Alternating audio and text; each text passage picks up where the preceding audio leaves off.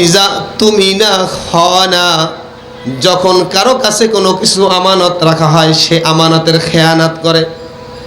মনে করুন আব্দুল্লাহ আবু বকরের কাছে 1,00,000 টাকা রেখেছে, কেউ সাক্ষী নাই, স্টাম্প করা নাই। এখন তিনি চিন্তা করছে এই টাকাটা কেমন মারা যায়। পরিষ্কার নির্ভয়ে পিঠ টান করে বলে দেন, তুমি আমার কাছে কোনো টাকা রাখো নাই, ঠিক কিনা? চলতেছে কিনা এমন? তাহলে এই আমানতের খেয়ানত এটা মুনাফিকদের আলামত। যদি কোনো ব্যক্তিকে সাধারণ মুসলমানদের কোনো দায়িত্ব তার উপর অর্পণ করা হয় আর সে এই দায়িত্ব বলে কোনো অযোগ্য ব্যক্তিকে যোগ্য আসনে বসিয়ে দেয়, সম্পর্কের কারণে, বন্ধুত্বের কারণে ঘুষ খেয়ে যদি সে যোগ্য আসনে অযোগ্য ব্যক্তিকে বসিয়ে দেয়, এটা মনে হয় আমাদের দেশে নাই। কি বলেন যে হুজুর আমাদের দেশে এটাই 1999টা, এটাই ঠিক কিনা? অনেক যোগ্য ছেলেরা, অনেক যোগ্য শিক্ষিত ব্যক্তিরা বেকার, যারা কোনো কাজ পারে না, পড়াশোনায় সবসময় পিছিয়ে থাকতো, তারাই বড় বড় পোস্টে আছে, ঠিক কিনা? কথা বলবেন, নির্ভয়ে কথা বলবেন। বাইনান নাসি আন তাহকুমু বিল আদল ইন্নাল্লাহা নি'ম্মা ইয়াইযুকুম বিহি ইন্নাল্লাহা কানা সামিআম বাসীরা। عن عبد الله بن عمرو رضي الله تعالى عنه أن رسول الله صلى الله عليه وسلم قال: أربع إذا كن فيك فلا عليك ما فاتك من الدنيا حفظ أمانة وصدق حديث وحسن خليقة وعفة في طعمة أو كما قال عليه الصلاة والسلام. عن أبي هريرة رضي الله عنه قال: قال رسول الله صلى الله عليه وسلم: آية المنافق ثلاث: إذا حدث كذب وإذا وعد أخلف وإذا اؤتمن خان أو كما قال عليه الصلاة والسلام. وقال رسول الله صلى الله عليه وسلم: لا إيمان لمن لا أمانة له أو كما قال عليه الصلاة والسلام. وقال الله تعالى في شان حبيبه آمرا ومخبرا: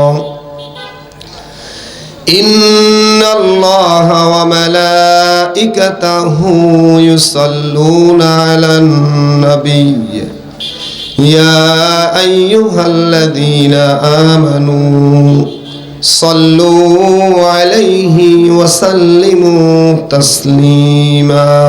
درود إبراهيم پڑھ کری.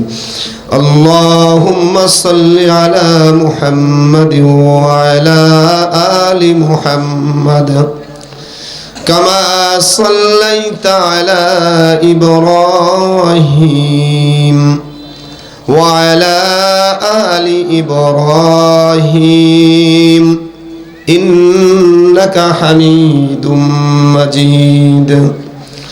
اللهم بارك على محمد وعلى آل محمد كما باركت على إبراهيم وعلى آل إبراهيم إنك حميد مجيد.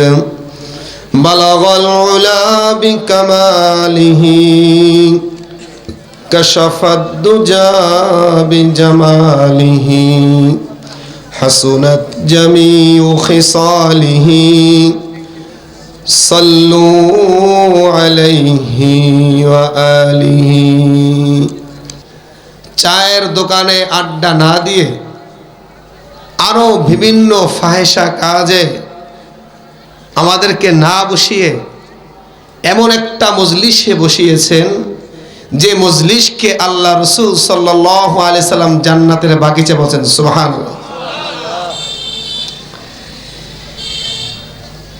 এজন্য আমরা যারা এখানে উপস্থিত আছি মাহফিলের প্যান্ডেলে, যে সমস্ত ভাইয়েরা দাঁড়িয়ে আছেন, যারা বাহিরে মার্কেটে আছেন, আমরা সকলে মুসলমান দাবি করি, ঠিক কিনা?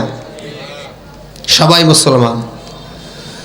এবং আমি একটা কথা জিজ্ঞাসা করতে চাই যে আমরা কি আল্লাহর কোরআন রাসূলের হাদিস বিশ্বাস করি, মানি? পক্ষে গেলে, বিপক্ষে গেলে মানি না, কি বলেন? যদি মানেই থাকি, আল্লাহ রাসূল সাল্লাল্লাহু আলাইহি সাল্লাম বলছেন যারা এই জান্নাতের বাগিচার মধ্যে কোরআন হাদিসের আলোচনা করবে, শুনবে, এই মজলিসটাকে কারা পাহারা দেন? রহমতের ফেরেশতারা বেষ্টনী দিয়ে রাখেন। তাহলে যারা প্যান্ডেলের বাহিরে আছেন তারা কি ফেরেশতাদের বেষ্টনীর মধ্যে আছেন না বেষ্টনীর বাহিরে আছেন? এটা ভাই আমার কথা না, কার কথা? এখনো যারা দাঁড়িয়েছে বুঝতেছে না, ভিতরে আসেন। ভিতরে আসলেই তো আপনি ফেরেশতাদের বেষ্টনীর মধ্যে চলে গেলেন। মনে করতে পারেন হুজুর এটা তো হুজুরদের বসানোর একটা কথা না, এখানে ওলামায়ে কেরাম উপস্থিত আছেন। আমি বাজে কথা বলবো না, যতটুকু বলবো কোরআন এবং হাদিস থেকে বলবো। যদি এটা প্রমাণ করতে পারেন যে হুজুর এটা মানে যারা শ্রোতাদেরকে আকৃষ্ট করানোর জন্য, বসানোর জন্য কথা বলতেছেন, আসলে তা নয়, এটা হাদিস। আজকে আমরা হাদিস শুনি, ওয়াজ শুনি, এটা একটা আনুষ্ঠানিকতা।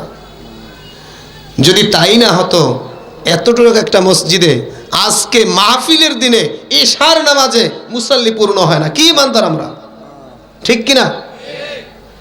ইশার নামাজে, তা মাগরিবি তো খবরই ছিল না, আসরে তো মনে হয় নাই ছিল। যেখানে মাগরিবি পর মাহফিলের আনুষ্ঠানিকতা পরিপূর্ণভাবে শুরু হয়ে যায়, সেখানে ইশার নামাজে এতটুকু একটা মসজিদ পূর্ণ হয় না, নিস্তালাই।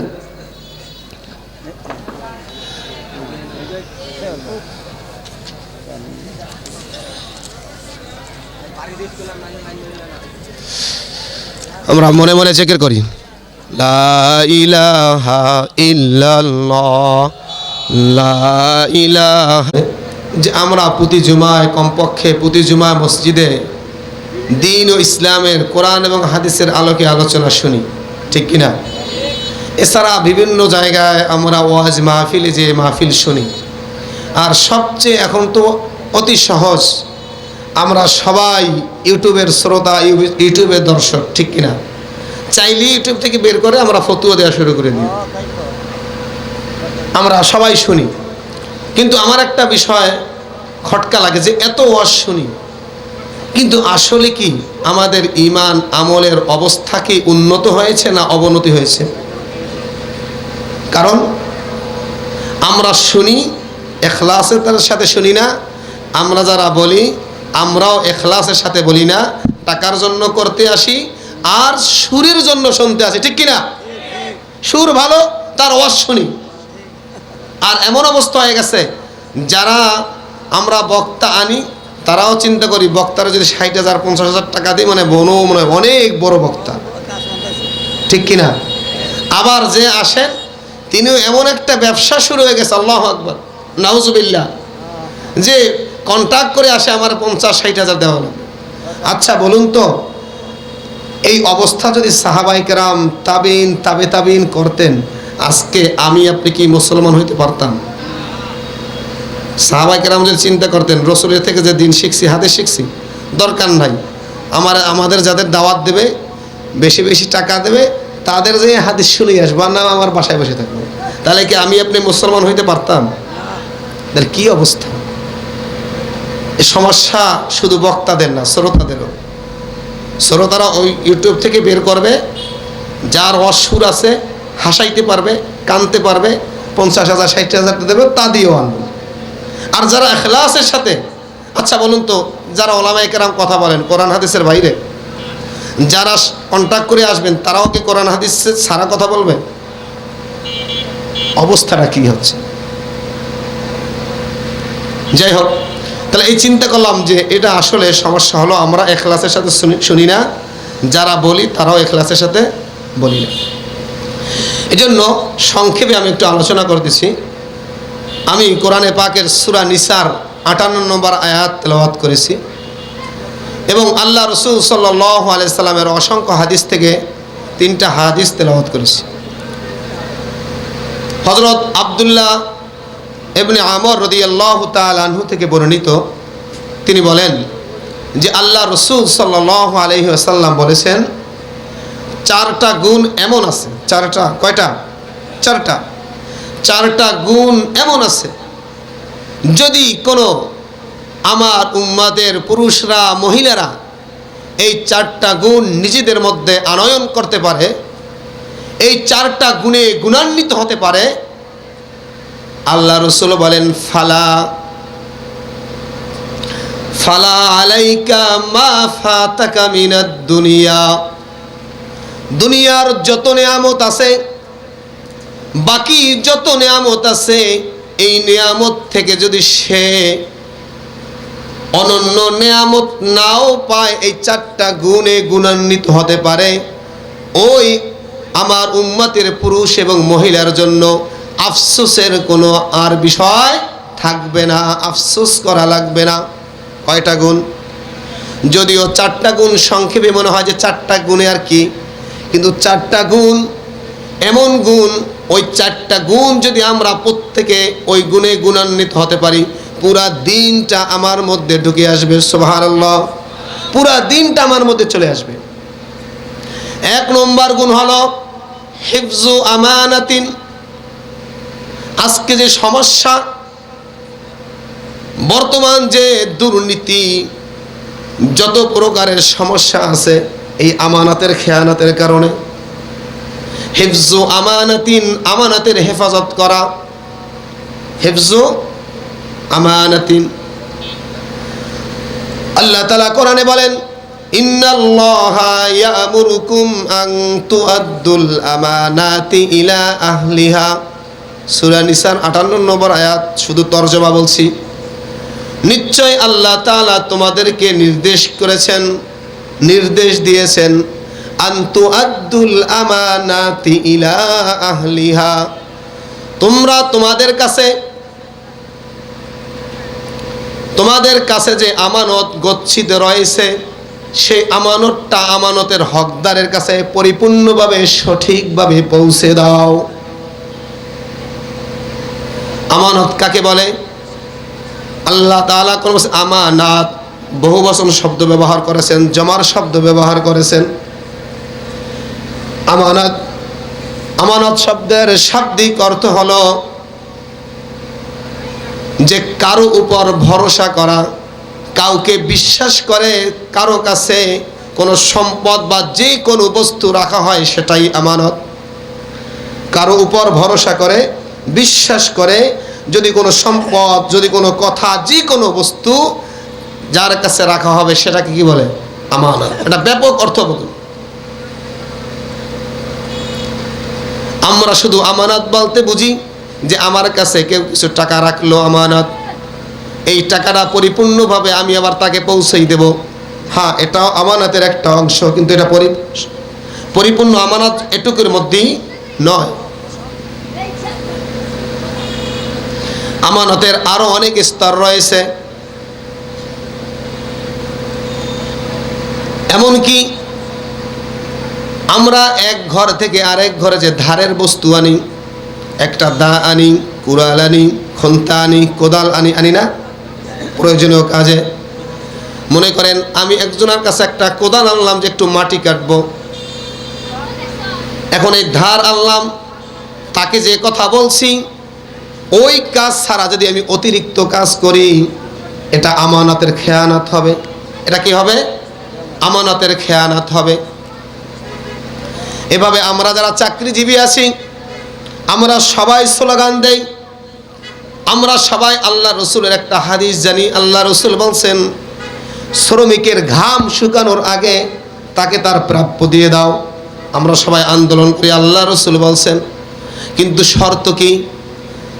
ন্যায্য প্রাপ্য পেতে হলে আপনার শরীর থেকে ঘামও বের করতে হবে, ঠিক কিনা? তাহলে আমি আমার কোম্পানির কাছে, আমি আমার মালিকের কাছে 8 ঘন্টা সময় বিক্রি করে দিয়েছি। এই 8 ঘন্টা সময় আমাকে পরিপূর্ণভাবে পুঙ্খানুপুঙ্খানুভাবে কাজ করতে হবে, ঠিক কিনা? এই 8 ঘন্টা কাজ করতে যেয়ে যদি আমি গল্পে গুজবে বিভিন্নভাবে 1 ঘন্টা, 1.5 ঘন্টা, 2 ঘন্টা, 3 ঘন্টা নষ্ট করে দেই, তাহলে এটাও আমানতের খেয়ানত, ঠিক কিনা? আল্লাহু আকবার। রাষ্ট্রীয় যে পদমর্যাদা রয়েছে, এটাও আল্লাহ তাআলার পক্ষ থেকে বিশেষ আমানত। আর যাদের কাউকে নিয়োগ দেওয়ার, কাউকে বরখাস্ত করার অধিকার দেওয়া হয়েছে, দায়িত্ব দেওয়া হয়েছে, ওই ব্যক্তি ওই পদের আমানতদার। সুতরাং কেউ যদি কাউকে নিয়োগ দেয় সম্পর্কের কারণে, বন্ধুত্বের কারণে, যোগ্যতার কারণে নয়, কিসের কারণে নয়? যোগ্যতার কারণে নয়। আমার সাথে সম্পর্ক আছে, আমার আত্মীয়, আমি তাকে ভালো পোস্টে চাকরি দিয়ে দিলাম, তাহলে এটা আমানতের খেয়ানত। শুধু তাই নয়, আবু দাউদ শরীফের মধ্যে আল্লাহ রসুল বলছেন, আল মাজালিসু বিল আমানাত। এই মজলিসে যদি কোনো কথাবার্তা হয়, 2 জন, 3 জন, 4 জন, 5 জন মিলে বসে আমরা একটা কথা বলতেছি, পরামর্শ করতেছি, এই কথা ওই মজলিসের অনুমতি ছাড়া অন্য কারো কাছে বলা, এটাও আমানতের খেয়ানত। এটা আমরা করি না? আল্লাহু আকবার। করি এবার না, যে বলি এই কথাটা কলম গোপন, কেউ কাছে বলবা না, সে বলে ফেলে। ও আবার যাকে বলে বলে কেউ কাছে বলবা না, গোপন কথা। এইভাবে কথা ফাঁস হয়ে যায় কিনা? এটা আমানতের খেয়ানত। আর বিশেষ করে আমাদের যাদের মা বোনেরা আছেন, তাদের অভ্যাসটা আমাদের চেয়ে বেশি না কম? পুরুষদের চেয়ে আরও বেশি। কারণ তারা যদি এ সমস্ত কথা, একজনের কথা আর একজনের কাছে না বলতে পারে, তাদের পেটের ভাত হজম হয় না, ঠিক না? অথচ এটা আমানতের খেয়ানত।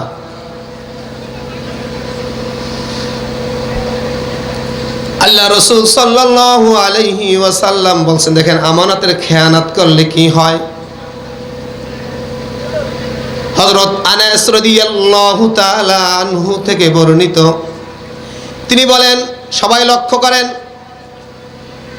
তিনি বলতেন, আল্লাহ রসুল সাল্লাল্লাহু আলাইহি ওয়াসাল্লাম যখনই সাহাবাদেরকে সম্বোধন করে কোনো কথা বলতেন, এমন কোনো দিন অতিবাহিত হইত না যেই দিন আল্লাহ রসুল না বলতেন, যেই দিন আল্লাহ রসুল না বলতেন যে তোমরা আমানতের হেফাজত করবে। কি করবে? আমানতের হেফাজত করবে। আর একথা বলতেন, ওই ব্যক্তির ঈমান নাই যার আমানতদারি নাই। নাউজুবিল্লাহ। লা ঈমানা লিমান লা আমানাতা লাহু। আল্লাহ রসুল স্পষ্ট হাদিস, পরিষ্কার হাদিস, ওলামায়ে কেরাম এখানে আছেন, আমি হাদিস ছাড়া বাহিরে কথা বলবো না, কোরআন ছাড়া। ওই ব্যক্তির ঈমান নাই যার মধ্যে আমানতদারি নাই। অথচ এটা আমরা হালকা মনে করছি, একজনের কথা আরেকজনকে বলছি, যোগ্যতা না থাকা সত্ত্বেও তাকে যোগ্য পদে সম্পর্কের কারণে, বন্ধুত্বের কারণে ঘুষ খেয়ে তাকে ওই পদে কি করেছি, ওই চেয়ারে বসিয়েছি। তাহলে এই কাজ যদি আমি করি, আল্লাহর রসুল হাদিসে মিথ্যা বলছেন মনে হয় মাঝে মাঝে, নাকি? মাঝে মাঝে মিথ্যা বলছেন। আমাদের কাছে মনে হয় মাঝে মাঝে মিথ্যা বলছেন, কিন্তু ওই যুগের কাফেররাও আল্লাহ রসুলকে পাগল বলছেন, মাজনুন বলছেন, আরো অনেক কিছু বলছেন, কিন্তু মিথ্যাবাদী বলেন না। কি বলছেন? আল আমিন সাদিক। কাফেররা কারা? যারা মারতে চেয়েছেন, হত্যা করতে চেয়েছেন, সাহাবাদের উপর অমানসিক নির্যাতন করেছেন, তারাও আল্লাহ রসুলকে মিথ্যাবাদী বলছেন, কাজ্জাব বলছেন, কি বলছেন? আল আমিন, সাদিক। তাহলে যদি তাই হয়, আমি আপনি যদি আমানতের খেয়ানত করি, আল্লাহর রসুলের এই হাদিসটি কোনে আমার ঈমান নাই, আমি পরিপূর্ণ ঈমানদার না, পূর্ণ মুসলমান নয়। শুধু কি তাই, হযরত আবু হুরায়রা রাদিয়াল্লাহু তাআলা আনহু থেকে বর্ণিত যে হাদিসটা আমি তেলাওয়াত করেছি, আয়াতুল মুনাফিকি সালাসুন, ইযা হাদ্দাসা কাযাবা ওয়া ইযা ওয়া'আদা আখলাফা ওয়া ইযা তুমিনা খানা। মুনাফিকের তিনটি আলামত। কয়টি আলামত? মুনাফিক ছিলেন যারা আল্লাহ রসুলের কাছে যে সাহাবাদের কাছে যে বলতো আমি মুসলমান, মানে গনিমতের মাল যাতে তারাও পায়, যুদ্ধলব্ধ সম্পদ মুসলমানদের থেকে তারা যেন ভাগ পায়, এই জন্য তাদের যে বলতো আমি মুসলমান। আবার তলে তলে কাফেরদের যে বলতো আমি কাফের। এবং মুসলমানদের ক্ষতি সবচেয়ে বেশি কারা করছে? মুনাফিকরাই বেশি করছে। কারণ সে বলতেছে মুসলমান, আবার ওখানে তলে তলে যে কাফেরদের সাথে মিলত। এই মুনাফিকদের অনেক আলামত ছিল, নিদর্শন ছিল। এর মধ্যে তিনটি নিদর্শনের কথা আল্লাহ রসুল এই হাদিসের মধ্যে বলছেন। এক নম্বর নিদর্শন হলো ইজা হাদ্দাসা কাযাবা, যখনই তারা কথা বলতো, কি বলতো? মিথ্যা কথা বলতো। আমরা এখন মুসলমান, সাচ্চা মুসলমান, মিথ্যা বলি না, কি বলেন? এটা আসলে কথা হলো আমরা সত্য বলি না, মিথ্যা বলি, ঠিক কিনা? সত্য বলি না, হাসির ছলে মিথ্যা বলি, হাসতামশা করে মিথ্যা বলি, বাঁচার জন্য মিথ্যা বলি, ছোট ছোট ছেলে মেয়েদেরকে মজা না দেওয়ার জন্য মিথ্যা বলি, মজা দেওয়ার কথা বলে তাকে সান্ত্বনা দেয়, মিথ্যা বলে, ঠিক কিনা? এটাও মিথ্যা।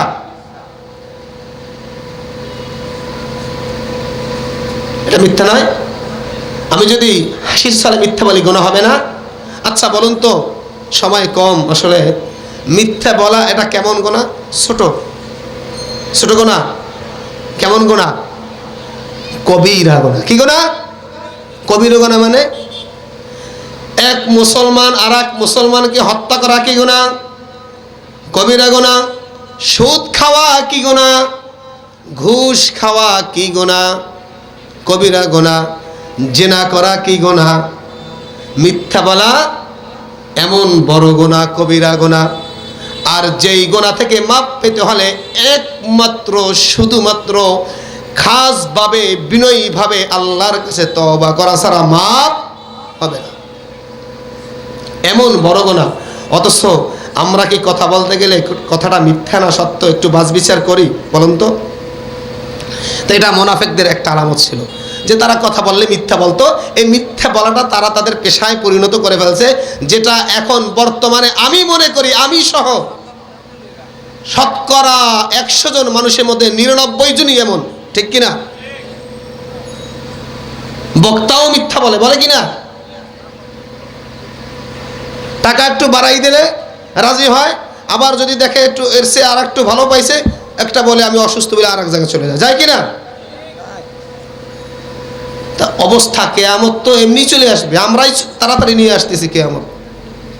আল্লাহ হয়তো একটু দেরিতে দিতেন, কিন্তু আমরা তাড়াতাড়ি নিয়ে আসতেছি। 2 নম্বর হলো ওয়াইজা ওয়াদা আখলাফা, যখন তারা কোনো অঙ্গীকার করত, ওয়াদা করত, এই অঙ্গীকার ভঙ্গ করত। আমাদের মাঝে এই গুণ নাই, কি বলেন?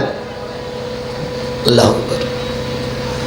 ওয়াইজা তুমিনা খানা, যখন কারো কাছে কোনো কিছু আমানত রাখা হয়, সে আমানতের খেয়ানত করে।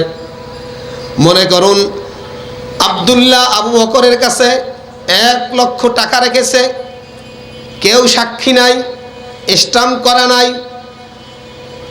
এখন তিনি চিন্তা করছে এই টাকাটা কেমন মারা যায়। পরিষ্কার নির্ভয়ে পিঠ টান করে বলে দেন, তুমি আমার কাছে কোনো টাকা রাখো নাই, ঠিক কিনা? চলতেছে কিনা এমন? তাহলে এই আমানতের খেয়ানত এটা মুনাফিকদের আলামত। শুধু কি তাই, আল্লাহ রসুল সাল্লাল্লাহু আলাইহি সাল্লাম বলেন, দেন অনেক কঠিন ভয়াবহ একটা হাদিস। আমি বলছি আমি হাদিস কোরআন ছাড়া বাইরে কথা বলবো না। লক্ষ্য করেন, যাদের হাদিস কোরআন দরকার নাই, মাহফিল আসলে আনুষ্ঠানিকতা মনে করে তারা এখনো প্যান্ডেলে বাহিরে করতেছে। আসলে নিজের জীবনকে পরিবর্তন করার জন্য আমি কেন, যে কোনো একজন বক্তার কথা, যে কোনো একটা আমল করেন, আপনার জীবন পরিবর্তন হয়ে যাবে। কিন্তু যদি আনুষ্ঠানিকতার জন্য, মজার জন্য আসি, সারা জীবন অসম্ভব পরিবর্তন আসবে না। অনেক ভয়াবহ একটা হাদিস, যেটা দেখেন আমাদের মধ্যে হয় কিনা। আল্লাহ রসুল সাল্লাল্লাহু আলাইহি সাল্লাম বলেন, এই হাদিসটা তাফসিরে মারিফুল কোরআনের লেখক মুফতি আজম মুফতি শফি রহমাতুল্লাহ আলাইহি তার কিতাবের মধ্যে মারিফুল কোরআন তাফসিরের কিতাবের মধ্যে মাজমাউজ জাওয়ায়েদ কিতাব থেকে হাদিসটা এনেছেন। তিনি বলেন, যদি কোনো ব্যক্তিকে সাধারণ মুসলমানদের কোনো দায়িত্ব তার উপর অর্পণ করা হয়, আর সে এই দায়িত্ব বলে কোনো অযোগ্য ব্যক্তিকে যোগ্য আসনে বসিয়ে দেয়, সম্পর্কের কারণে, বন্ধুত্বের কারণে ঘুষ খেয়ে যদি সে যোগ্য আসনে অযোগ্য ব্যক্তিকে বসিয়ে দেয়, এটা মনে হয় আমাদের দেশে নাই। কি বলেন যে হুজুর আমাদের দেশে এটাই 1999টা, এটাই ঠিক কিনা? অনেক যোগ্য ছেলেরা, অনেক যোগ্য শিক্ষিত ব্যক্তিরা বেকার, যারা কোনো কাজ পারে না, পড়াশোনায় সবসময় পিছিয়ে থাকতো, তারাই বড় বড় পোস্টে আছে, ঠিক কিনা? কথা বলবেন, নির্ভয়ে কথা বলবেন। যে আসলে যোগ্য, ক্লাসে সবসময় সিরিয়ালে থাকতো, তার দ্বারা দেশের কাজ হবে, সে কাজ বোঝে, তার কোনো চাকরি আজকে বর্তমান হচ্ছে? কিসের কারণে? আচ্ছা বলেন তো, আমরা যদি একটা পুলিশকে বলি, বাবা তুমি মুসলমান, তুমি ঘুষ খাইও না, পুলিশ ঘুষ খাবে না, করবে কি? ওর চাকরি লইতে, একটা পুলিশই চাকরি লইতে, কনস্টেবলের চাকরি লইতে 10 লাখ 20 লাখ টাকা লাগে। আমাদের দেশে মনে হয় লাগে না, এই এলাকায় লাগে না। তাহলে ও চাকরি পেয়ে টাকা দেবে কিভাবে? ও তো চাকরি নেওয়ার আগেই নিয়ত করে রাখছে যে আমি 1 মাসের ভিতরে 10 লাখ টাকা কামাবো, ঠিক কিনা? আজকে মাদক, বাংলাদেশের মাদকের বিরুদ্ধে কত অভিযান, কিন্তু মাদক শেষ হচ্ছে? কিয়ামত পর্যন্ত শেষ হবে? হবে না। কারণ যারা দমন করবে তারাই তো এর সাথে জড়িত।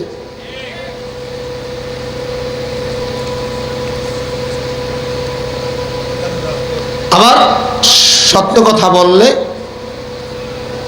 বিপদ হুজুর গোবর, ঠিক কিনা?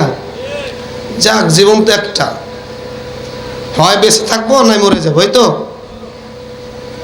এর চেয়ে তার বেশি কিছু করতে পারে না। মেয়ের হত্যা করা ছাড়া কি করতে পারবে? সবাই দোয়া করেন আমার মৃত্যুটা, আপনাদের মৃত্যুটা যেন আল্লাহর রাস্তায় হয়, জিহাদ ফি সাবিলিল্লাহ অবস্থা হয়, বলেন আমিন। কুকুর শিকালের মতো মৃত্যু যেন আমাদের না হয়। আল্লাহ রসুল বলেছেন, ক্ষমতার বলে, যোগ্যতার বলে, চাকরি না দিয়ে পরিচিতের কারণে, বন্ধুত্বের কারণে ঘুষ খেয়ে অযোগ্যকে যোগ্য আসনে যে বসিয়ে দেবে, ওই ব্যক্তির উপর আল্লাহ তাআলার লানত বর্ষিত হতে থাকবে। নাউজুবিল্লাহ। লানত বোঝেন? এটা আরবি শব্দ, বাংলায় হলো আল্লাহ তাআলার অভিসম্পদ বর্ষিত হতে থাকবে। নাউজুবিল্লাহ।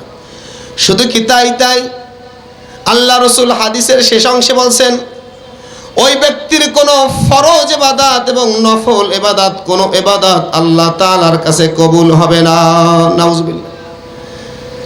আমি আমার ক্ষমতা বলে অযোগ্যকে যোগ্য আসনে বসিয়ে দিলাম, আমানতের খেয়ানত করলাম। এ কারণে আমি সারা জীবন যদি জীবনে 50টা 80টা হজ যদি করি, জীবনে যদি প্রতি বছর হজ করি, উমরা করি, প্রতিদিন এশার অজুর নামাজ দিয়ে, এশার অজু দিয়ে ফজরের নামাজও যদি পড়ি, তাহাজ্জুদও যদি প্রতিদিন পড়ি, এই তাহাজ্জুদ পড়া সত্ত্বেও, প্রতি বছর হজ এবং উমরা করা সত্ত্বেও আমার জান্নাত হবে? জান্নাত হবে। আমার নামাজ কবুল হবে, আমার হজ কবুল হবে, আমার যাকাত কবুল হবে। কিছুই হবে না। শুধু তাই নয় ভাই, অনেক ভয়াবহ কথা। আল্লাহ রসুল বলেছেন তার ফরজ কোনো ইবাদত, নফল কোনো ইবাদত তো কবুল হবেই না, বরং তো পরিশেষে ওই ব্যক্তিকে জাহান্নামে প্রবেশ করানো হবে। তাহলে কি চিন্তা করছে? হযরত ওমর ফারুক রাদিয়াল্লাহু তাআলা আনহু তিনি একদিন বলতেছিলেন, ওমরকে চিনেন, মুসলমানদের দ্বিতীয় খলিফা ওমরে ফারুক রাদিয়াল্লাহু তাআলা আনহু বলতেছিলেন, যখন আমি এই খেলাফতের আমানতের বিষয়ে জিজ্ঞাসিত হব, তাহলে যদি আমি কোনো রকমে সমানে বেঁচে যেতে পারি, অর্থাৎ আমার স্থান যদি জান্নাতে না হয় বা জাহান্নামেও যদি না হয়, মাঝামাঝি কোনো স্থান যদি আমাকে দেয়, তাহলে এটা আমার জন্য আমি উপযুক্ত মনে করব। সুবহানাল্লাহ। এই ওমর কে ছিলেন? যেই ওমরের ব্যাপারে আল্লাহর রাসূল নিজে বলছেন, আল ওমারু ফিল জান্নাহ। আল্লাহু আকবার। ওমর জান্নাতি। ওমর কেমন খলিফা ছিলেন, আমানতের দায়িত্ব কেমন ওমর রাদিয়াল্লাহু তাআলা আনহু পূর্ণ করেছেন। হযরত ওমর রাদিয়াল্লাহু তাআলা আনহু আমাদের মতো প্রতিনিধিদের মতো সারা রাত নাক ডেকে ঘুমাইতেন না, সারা রাত ছদ্মবেশে বিভিন্ন এলাকায় তার মহল্লায় ঘুরে বেড়াতেন, ঠিক কিনা? একদিন ওমর রাদিয়াল্লাহু তাআলা আনহু ছদ্মবেশে মহল্লা এলাকায় ঘুরতেছেন। ঘুরতে ঘুরতে গভীর জঙ্গলে গিয়ে দেখলেন একটা কুড়ে ঘরের মধ্যে এক মা উনুনে আগুন জ্বালিয়ে রান্না করতেছেন, আর বাচ্চারা কান্না করতেছে। হযরত ওমর রাদিয়াল্লাহু তাআলা আনহু আস্তে আস্তে কাছে গেলেন। কাছে গিয়ে বুঝতে পারলেন যে আসলে এই মা যে রান্না করতেছে, এই রান্না কিয়ামত পর্যন্ত প্রস্তুত হবে না। কারণ কি? যে আসলে ওই পাতিলের মধ্যে কোনো খাবার নেই, শুধু পানি পাতিলে রেখে নিচে আগুন দিয়ে জ্বালাইতেছে। এই কারণে জ্বালাইতেছে, তার ছোট ছোট ছেলেমেয়েরা ক্ষুধার তাড়নায় চিৎকার করতেছে। তারা যেন বুঝে আমার মা খানা পাকাইতেছে, এই সান্ত্বনা দেওয়ার জন্য উনুনে পাতিলে পানি দিয়ে উনুনে আগুন দিয়ে জ্বালাইতেছে। দেখেন, খলিফাতুল মুসলিমিন ওমর রাদিয়াল্লাহু তাআলা আনহু যখন এই কথা বুঝতে পারলেন, তাড়াতাড়ি ছুটে গেলেন যে আমি ওমর মুসলমানদের খলিফা, আজ যদি আমার খেলাফত আমলে একটা মানুষও যদি না খেয়ে মারা যায়, তাহলে আমি ওমরের অবশ্যই খবর আছে, আমার জবাবদিহি দেওয়া লাগবে। আল্লাহর কাছে আমি কিভাবে মুখ দেখাবো? এই কারণে রাষ্ট্রীয় কোষাগারে চলে গেলেন ওমর। রাষ্ট্রপ্রধান তিনি রাষ্ট্রীয় কোষাগারে গিয়ে এক বস্তা বিভিন্ন প্রকারের খাবার নিয়ে নিজের মাথায় উঠাতে যাচ্ছেন। এমন সময় তার খাদেম বললেন, আমিরুল মুমিনিন, এ কাজের জন্য তো আমি আছি, আমার মাথায় দেন। ওমর রাদিয়াল্লাহু তাআলা বলছিলেন, হে খাদেম, কাল কিয়ামতের ময়দানে আল্লাহ পাক তোমাকে জিজ্ঞাসা করবেন না যে তোমার খেলাফত আমলে কেন না খেয়ে রয়েছে। আমার খেলাফত কালে ও না খেয়ে রয়েছে আমার অলসতার কারণে। এজন্য তুমি আমার এই কাজে ব্যাঘাত করতে আসো না, আমার পিঠে উঠিয়ে দাও। আমি নিজে পিঠে করে নিয়ে তার ঘরে পৌঁছাইয়ে দিব এবং আমি রান্না করে তাদেরকে খাওয়াবো। হযরত ওমর রাদিয়াল্লাহু তাআলা এভাবে নিজের পিঠে করে নিয়ে গেলেন। নিয়ে গিয়ে রান্না করে খাওয়ায় সবার মুখে হাসি ফুটিয়ে ওমর রাদিয়াল্লাহু তাআলা আনহু ওই মহিলাকে বলে চলে আসলেন যে তুমি আগামীকাল সকালবেলায় আমিরুল মুমিনিনের দরবারে তুমি যেও, তোমাকে আরো সহযোগিতা করা হবে, ঠিক কিনা? এই ঘটনা আমরা জানি, সবাই জানি। কিন্তু আজ বর্তমান কি অবস্থা চলছে, কি অবস্থা চলছে বলেন?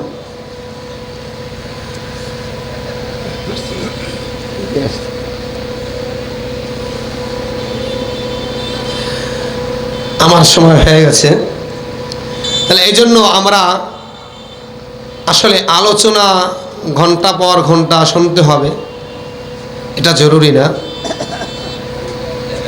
কিন্তু যতটুকু শুনলাম, যতটুকু জানলাম, আমি 4টা গুণের মধ্যে একটা গুণের কথা বলছি, হিফজু আমানাতিন, আমানতের হেফাজত করা।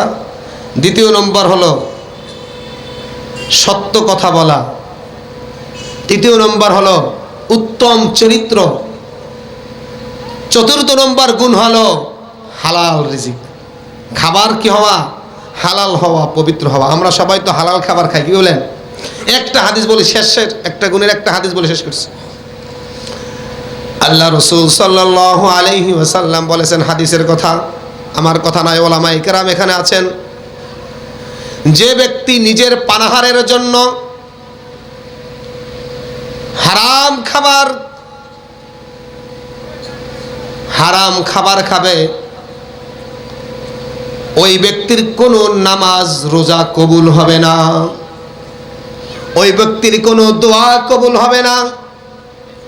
ওই ব্যক্তি যদি কোটি কোটি কোটি কোটি ডলার টাকাও দান সৎকা করে, আল্লাহ পাক একটা সরিষা দানা পরিমাণও সওয়াব দান করবেন না।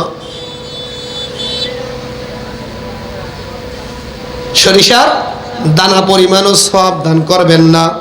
অন্য এক হাদিসে আছে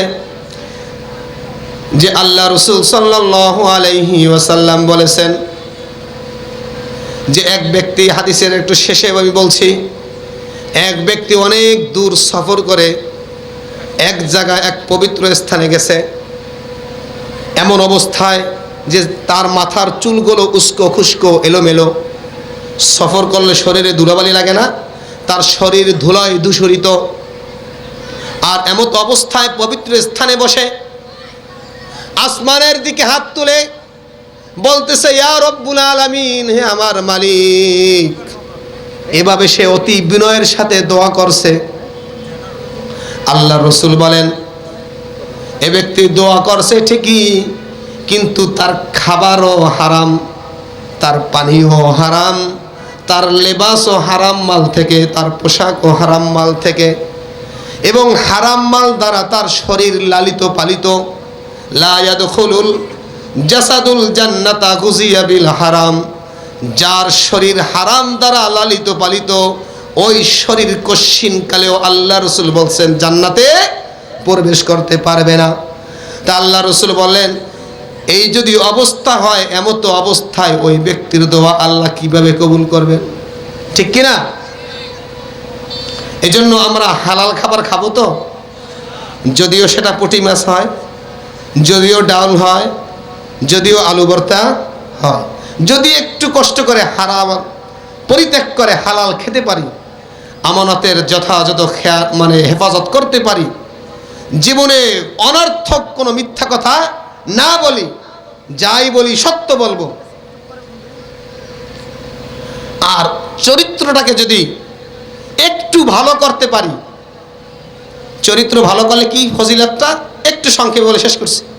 আল্লাহ রাসূল সাল্লাল্লাহু আলাইহি সাল্লাম বলছেন, উত্তম চরিত্রবান ব্যক্তিকে, যে তার চরিত্রকে উত্তম বানাবে, সাহাবাওয়ালা গুণে গুণান্বিত করবে, নবীর আদর্শে সে আদর্শিত হবে, নবীর গুণে গুণান্বিত হবে, এমন ব্যক্তিকে আল্লাহ তাআলা দিনভর রোজা রাখার এবং রাত ভর নামাজ পড়ার সওয়াব দান করবেন। সুবহানাল্লাহ। অর্থাৎ এই ব্যক্তি যদি 5 ওয়াক্ত ফরজ নামাজ শুধু পড়ে, রমজান মাসের রোজা রাখে, যাকাত ফরজ হইলে যাকাত দেয়, হজ ফরজ হলে হজ করে, না হইলে করে না, আর তেমন একটা নফল ইবাদত করতে পারে না, তেমন কোনো দান সদকা করতে পারে না, গরিব অসহায় নিজের সংসার চলতেই 12টা, কিন্তু সে যদি তার চরিত্রকে সুন্দর করে, আল্লাহ রসুল বলেছেন, আমি বলি নাই, হাদিস সাক্ষী, ওলামায়ে কেরাম এখানে আছেন, ওই ব্যক্তিকে রাত ভর নামাজ পড়ার এবং দিন ভর রোজা রাখার সওয়াব আল্লাহ তাআলা দান করবেন। সুবহানাল্লাহ। এই জন্য আমরা এই 4টা গুণে গুণান্বিত হতে চাই তো ইনশাআল্লাহ। চাইলে আমাদের লাভ না ক্ষতি? লাভ। আরও অনেক আলোচনা ছিল, কথা ছিল, আসলে সংক্ষেপে সময় কম, যে আল্লাহ তাআলা আমাকে সহ আপনাদেরকেও এই 4টা গুণ অর্থাৎ সত্য কথা বলা, আমানতের হেফাজত করা, চরিত্রকে ভালো বানানো, খাবার হালাল খাওয়া, যদিও ডাল আর আলু ভর্তা হয়, এই 4টা গুণে গুণান্বিত হওয়ার আমাদের সকলকে আল্লাহ তাআলা তৌফিক দান করুন। আমিন। ওয়া আখিরু দাওয়ানা আনিল হামদুলিল্লাহি রাব্বিল আলামিন।